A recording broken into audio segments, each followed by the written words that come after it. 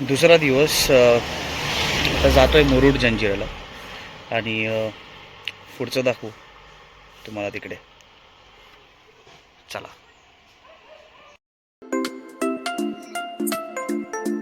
आपल्या हक्काच्या युट्यूब चॅनलवरती तुमचं स्वागत आहे सगळ्यांचं. मी आणि माझी बायको सकाळी सकाळी नांदगाव वरून आनंदी विलेवरून निघालो. अंदाजे 7:30-8 वाजता नाश्ता केला आणि 8च्या सुमारास आम्ही निघालो मुरुड जंजिऱ्यासाठी. माझी ही पहिली वेळ होती तिकडे व्हिजिट करायची आणि माझ्या बायकोची सुद्धा. पण सकाळचा जो प्रवास, एवढा वातावरण एवढं गार होत. सकाळचा तो सूर्य, गार गार वारा आणि ते समुद्र आणि तो कोस्टल रोड. वाह, मला पर्सनली खूप आवडतात सकाळच्या बाईक राईड्स वगैरे.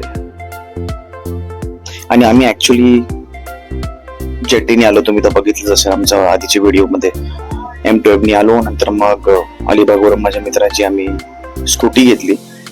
पुढचा प्रवास आमचा मग स्कूटीने सगळा चालू होता आणि एक नंबर वाटला, म्हणजे खूपच मस्त वाटलं. बघा, मस्त म्हणजे एकदम चिल्ड फिलिंग येत होते. दोन्ही बाजूला असं झाडी झुडप मस्त वाटत होतं. आणि स्पेशली असं व्ह्यू आला की मी गाडी स्लो करायचो. मला खूप आवडायचं ना, रोड संपावच नाही कधी. मस्त कोस्टल रोड, साइडला समुद्र आणि त्याला लागून आपला रस्ता. मस्तच वाटायचं ते.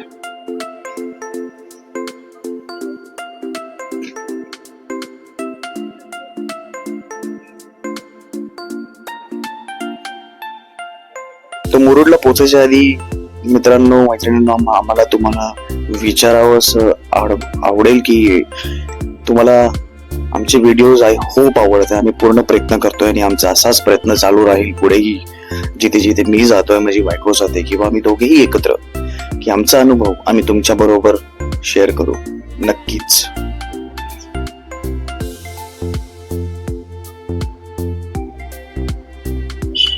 आणि जाता जाता ऍक्च्युली आम्हाला लागली भूक. आम्ही शोधत होतो एखादं हॉटेल नाश्त्यासाठी परत.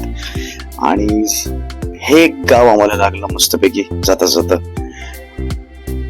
गावाचा व्ह्यू बघा, म्हणजे रस्ता कसा फारसा असं एकदम शहरी रस्ता नाही, नॉर्मल रस्ता आहे. कडबुडीत जरा डांबरी रस्ता पण आहे.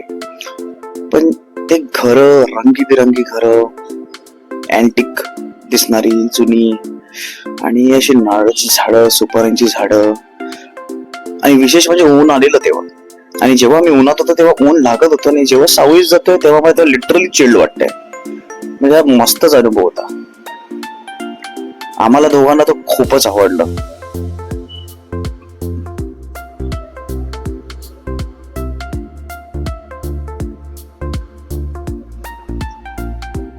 मग या छान अशा गावातून गेल्यानंतर आम्हाला भेटलं एक पुढे हॉटेल छोटस. तिथे मस्त आम्ही नाश्ता केलं. आणि खरं सांगू ना, अशा जागेवर जायचं ना, म्हणजे काहीतरी तिकडचं असं देसीच खायचं. असं म्हणजे तुम्ही तिकडे फ्रेंच फ्राईज मागाल, बर्गर मागाल, नो फन. जैसा देश वैसा भेस बोलतात ना, तसं. मग मस्त वडापाव खा, भजीपाव खा, मिसळपाव खा, झणझणीत मस्त कांदा बरोबर, एक नंबर. आणि मस्त अद्रकची चहा किंवा कॉफी. तर हे ते हॉटेल आम्हाला भेटलं. छानस छोटस हॉटेल होतं. ऑलरेडी एक फॅमिली होती तिकडे, जेवत होती, नाश्ता करत होती. आम्ही गेलो, म्हटलं चला बसूया, खाऊन बघू काय भेटतं. तिकडे आम्ही खाल्लं मिसळ पाव, एक वडा आणि मस्त फिल्टर कॉफी भेटली आम्हाला तिकडे.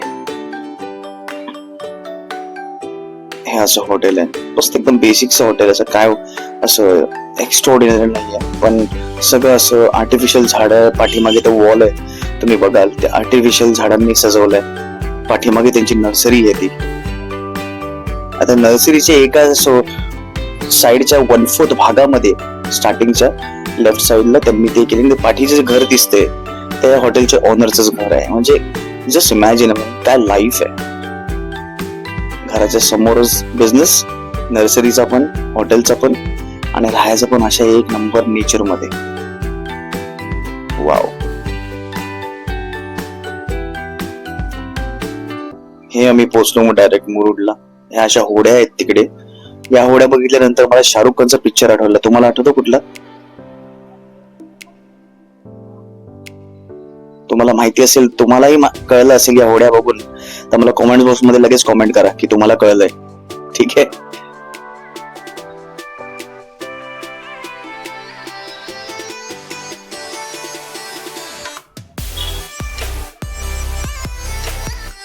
समोर दिसतो तो किल्ला मुरुड जंजिरा. समोर जे आहे ते तिकीट हाऊस आहे, तिकडून तुम्ही तिकीट घेऊ शकता. 30 रुपये एकाचं तिकीट आहे.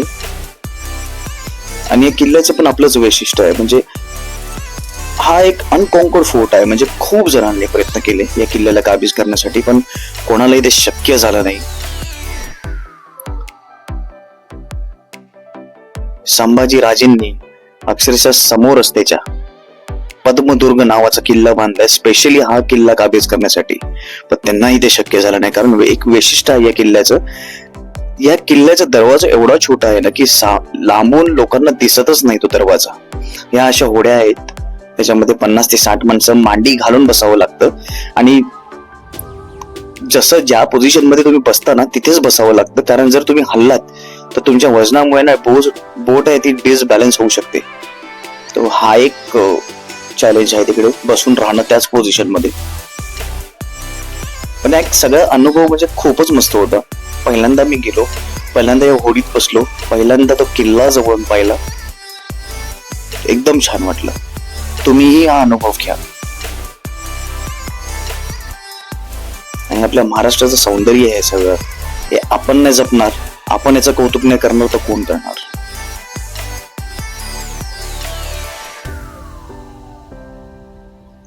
सगळे बसलेत. ह्याच्यानंतर मग आमची बोट येणार होती, जी पाठी जी उभी आहे त्याच्यामध्ये आम्ही बसणार. त्याच्यात बसलो आम्ही आणि मग डायरेक्टली पोहोचलो किल्ल्याजवळ. हा असा किल्ला. मेन म्हणजे एवढ्या वर्षांपासून तो पाण्यात नाही गेलाय. का आर्किटेक्चर असेल त्यावेळेचं, म्हणजे जस्ट इमॅजिन, अनबिलिव्हेबल. पुढे तुम्हाला काही फोटोज दिसतील किल्ल्याचे एंट्रन्सचे वगैरे. आणि असेच आमचे व्हिडिओज लाईक करत राहा, कमेंट करत राहा, शेअरही करा. अजून तुमच्या मित्रमैत्रिणींना सांगा सबस्क्राईब करायला. आम्हाला दोघांनाही सपोर्ट करा, म्हणजे आम्हाला अजूनही प्रोत्साहन भेटेल पुढे चांगले चांगले व्हिडिओज आणण्यासाठी.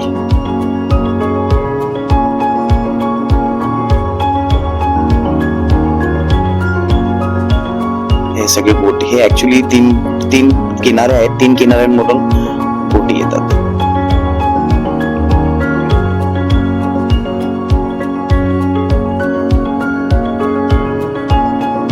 आणि आमचा व्हिडिओ बघण्यासाठी आणि तुमचा वेळ आम्हाला देण्यासाठी खूप खूप खूप खूप आभार. Thank you so much.